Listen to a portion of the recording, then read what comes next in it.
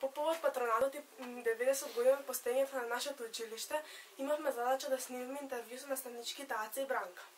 Затоа со Ирина и Наум отидовме кај наставничките Аца и Бранка и поминавме едно убаво попладне со заедничка дружба. Сега ќе го видите интервјуто кај го направив. Уживајте! Мате повторно може да се враќате во нашето училиште да водите настава. Дали ви го направиле тоа? Зошто да не? Баш би било интересно со овие нови генерации како би изгледало сега. Но ако би имало можност со радост и ќе бидам среќна, пак да работам со деца. Па нормално дека сакам, ако има можност. Тоа знам дека нема можност сега, затоа што сум во пензија. Бидејќи вие сте била наставник по математика, дали програмата во времето кога сте предавали иста со програмата што е и денес? Програмата на неколку години се менува. Сега овие последни години не е смената, скоро е иста. Така, но сега по новата програма по Кембридж, што е сигурно нешто ќе има промена. Дали вие имавте некои методи со тоа да го направите вашиот предмет поинтересен на вашите ученици? Секако дека секој час треба да се измисли нов метод за да биде поблиска лекцијата или материјалот до учениците. Како најважен бил да се воспостави ред, дисциплина, истреност секако и упорност во работата.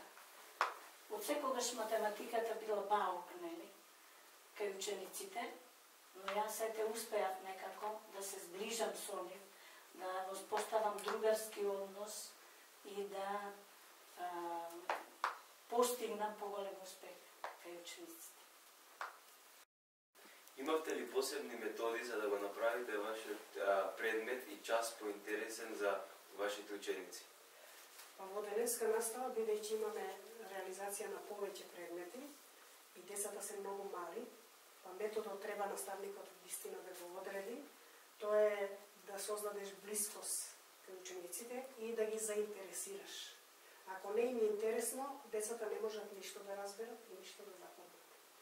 Затоа треба да се работи со децата внимателно, да ги сконцентрираш и да им биде, пак ќе речам, интересно. Дали можете да издвоите некоја интересна случка или анекдота поврзана со вашите ученици? Добро, поминале многу години и може би нешто се заборавило, но имам еден така мал настан по македонски јазик, која правим писмена вежба и му објаснувам на учениците за писмената вежба. Вие сте прави, не знаете дека е малку тешко за нив. И работиме со децата, објаснуваме како треба да започне, кој главниот дел да биде, кој завршниот дел. И сега на крајот викам, ајде деца, пишувајте. И едно дете дига раката и вика, наставничке, да прашам нешто. Што да пишуваме?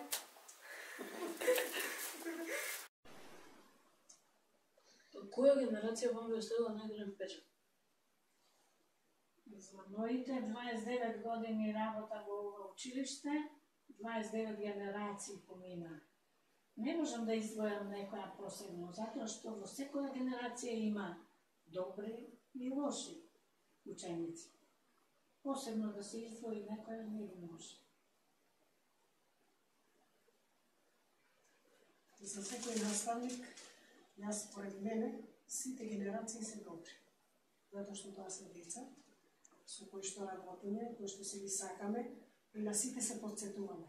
Е сега најголем впечаток остава првата генерација, кога почнуваш да работиш, и последната, затоа што веќе ја напушташ работата. Инаку сите си ги сакаме. Како се чувствувате кога ќе сретнете некој ваш ученик, можеби доктор, инженер, учител? Епа, за секој наставник, најголем момент и најсреќен е кога ќе сретне било кој ученик, дали без разлика дали е доктор, без разлика дали е возач или обичен работник, значи се подсетуваш на моментите кога тој бил ученик. А ако е успешен човек, уште повеќе се среќа. И така да многу не чини среќни и горди, а често ги среќаваме бидејќи брачево е близко, одејќи во автобусите, така ги среќаваме и сме задоволни со тоа. Многу среќни, задоволни и успешни се чувствуваме према нив, према тоа што ни го постигнале. Бидејќи и ние имаме удел во тоа. Дали сте носеле деца на надпревари и кој ви бил најголемиот успех? Секако, секоја година. И како најголем успех беше учеството на народна техника, освоено прво место, второ место на републички надпревар и учество на сојузни надпревари. А потоа имавме 3 пати поред второ место на надпреварите по математика, трето место по макетарство, трето место по информатика и многу други награди кои што не можам да ги набројам сега. Бидејќи одделенската настава работи со мали деца, малите деца до 4 годиш, неодамни надпревари.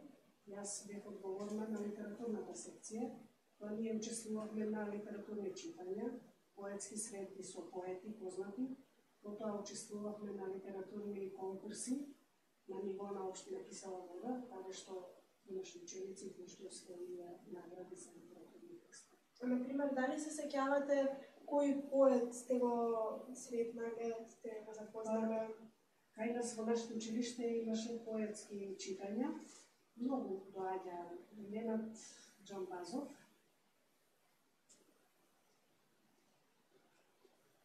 Шутушко и продуктиви беше ставено. Имаше повеќе имаше литературни читања со поети, ама како што одминува времето и сум ги заборавила, доста средби сме направиле со поети. И тие многу беа задоволни кога децата ги читаат нивните творби. Вистина беа задоволни. Објаснете ми како ја спроведувавте екологијата во нашето училиште во тогаш? Тогаш во тоа време немаше час по екологија, но имаше една организација, ученичка организација, ученичката задруга, каде што беа вклучени сите ученици, па и забавишта. И тие работеа. Сите ученици, сите паралелки си имаа своји парцели, своји одредени места каде што требаше да реализираат работата.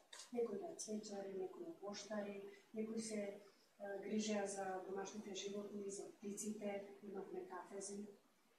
И сега целта на тоа беше да се грижат за природната средина, последната околина, посебно за зеленилото.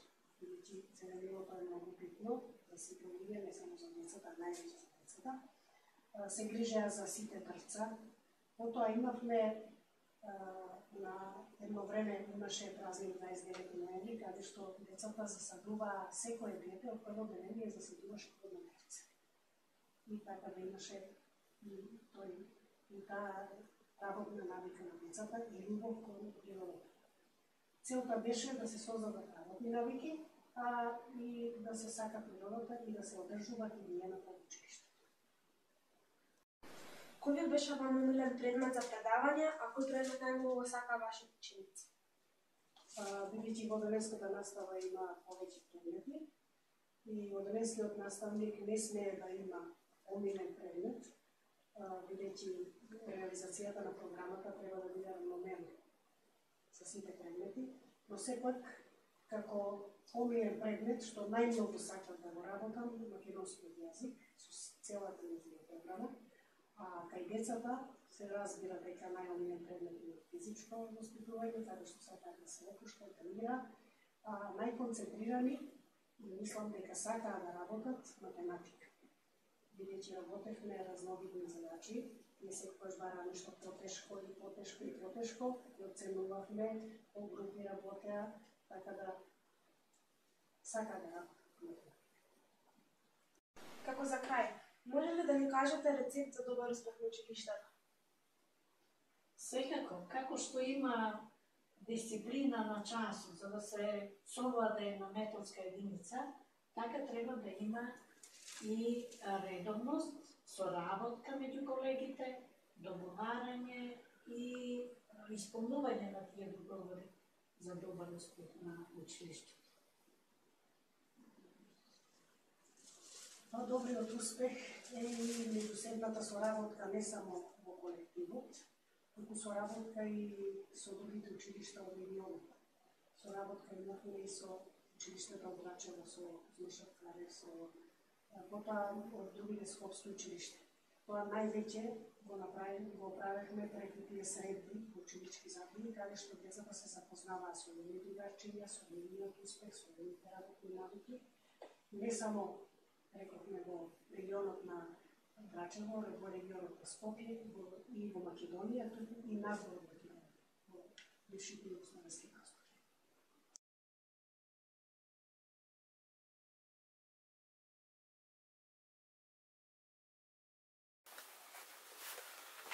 По повод патронатот и 90 години постоењето на нашето училиште, ние имавме задача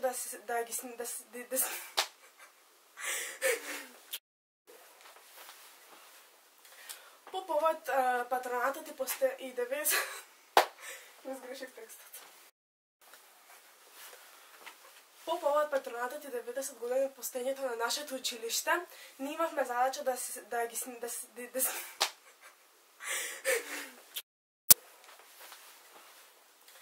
По повод патронатот и 90... Изгреших текстот. По повод патронатот и 90 години постоењето на нашето училиште, имавме задача да снимиме... Да видам. Шо, морам нешто. Дали програмата во времето кога вие сте работеле чекаме, која генерација вам ви остави најголем впечаток? Че ви сеќам во нешто?